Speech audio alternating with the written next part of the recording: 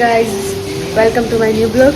મેં અત્યારે એટલે કે સાંજના સમયે મેં બ્લોગ ચાલુ કર્યો છે, કેમ કે આજે સવારે હું એકલી હતી અને બાબુ ને અદા ને બધા ગોસંબા ગયા છે અને મમ્મીને પપ્પા ભાઈસને તેડવા ગયા હતા. હું પણ ગઈ હતી પણ હું લેટ ગઈ હતી એટલે મેં સવારે કંઈ બ્લોગ બનાવ્યો નહોતો અને અત્યારે બ્લોગ ચાલુ કર્યો છે.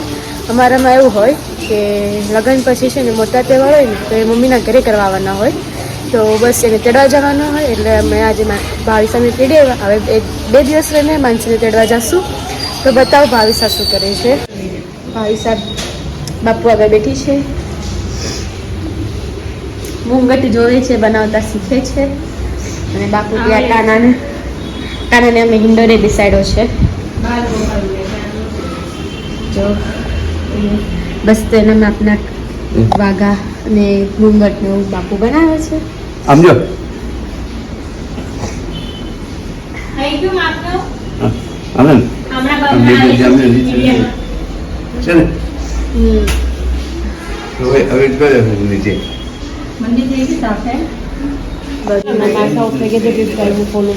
અને જો એક ગિફ્ટ ઓપન કરે છે. ગિફ્ટમાં શું છે બતા? તાંબાનો ગ્લાસ આપ્યો છે. મેથીનો ઘૂંટો બનાવ્યો હતો, કોપર એટલે તાંબુ. જો ભાવ આવ્યું ગિફ્ટ 2 ગ્લાસ. દિવસ પછી કેટલો મસ્ત વરસાદ આવ્યો છે.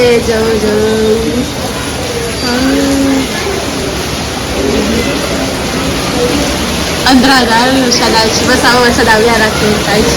એટલી ગરમી થાય છે. ખાલી તેનો અવાજ જો કેટલો વરસાદ આવે છે. ફૂલ પવનના સાથે વરસાદ આવે છે ને આ બાજુ મારા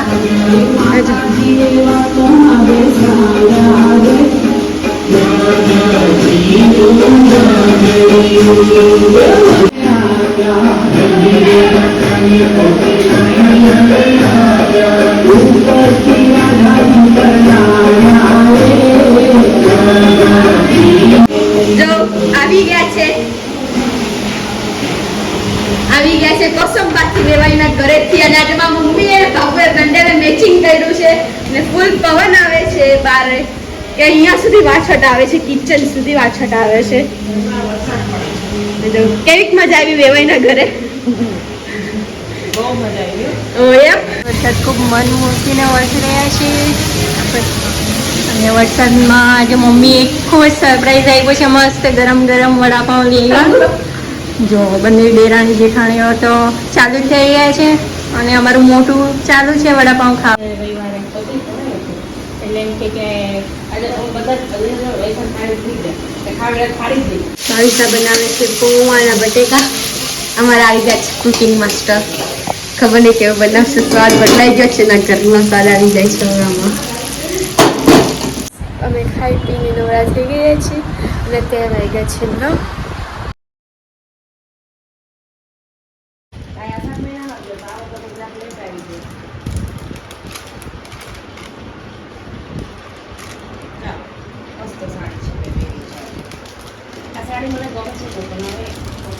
નાસ્તો કરીને કામ ચાલુ કરી દીધું છે. કિચનનું રોટલ ધોવાયું છે, પાણી ભરાય છે અને કાપુ આજે ગાર્ડનમાં કામ કરી રહ્યું છે.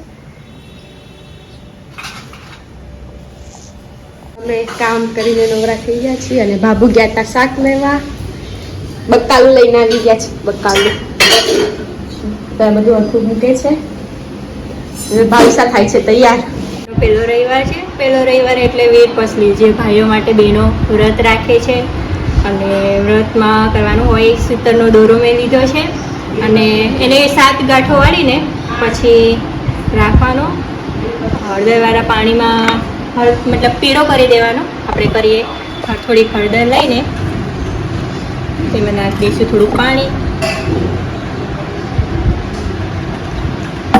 ખાલી હળદર દોરા ડૂબે એટલું રાખી દેવાનું.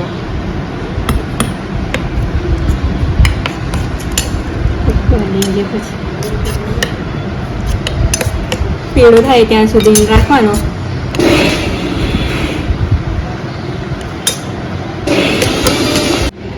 પીળા થઈ ગયા છે. તેને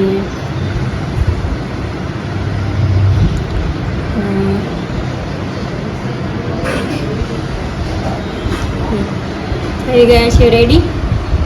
હવે તેને થોડેક ટાઈમ સુધી સૂકવી દઈએ, પછી હાથમાં જમણા હાથના કાંડામાં બાંધી દેવાનું છે.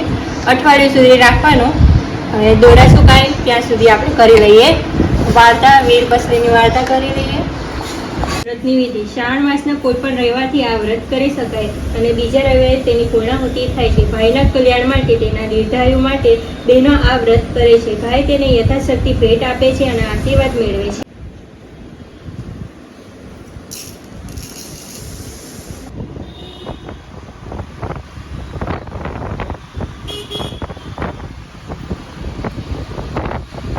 પહોંચી ગયા છીએ આજે ઢોકરામાં મમ્મીની ડીશ લેવા માટે.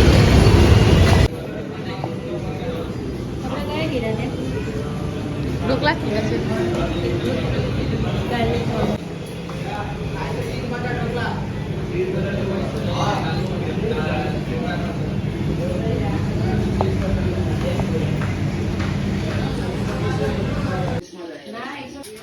ના હવે એટલો ખાધો ને બાપુ કે બરાબર, પછી વધારે થઈ જાય.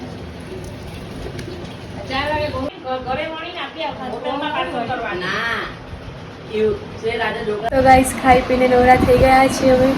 અને જો હજુ મારું કામ થઈ ગયું છે, ભાઈ સાને મમ્મી કામ બારેવાળામાં કરે છે. અને બસ આ રીતનું હતું. આજે મમ્મી તો થાળી લાવ્યા હતા બહારથી, કારણ કે એને મામાના ઘરનું જ ખાવાનું હોય એટલે. અને અમે ઘરે અમારા લોકો માટે શીરો, ગુવાનું શાક, રોટલી, રાજના ઢોકળા ને છાશ એવું. તો ગાઈસ અમે બધા તૈયાર થઈ ગયા છીએ ઈસ્કન મંદિર જવા માટે. તો જોઈએ આને કહેવાય ને આજે તૈયાર કરવાની રાધા.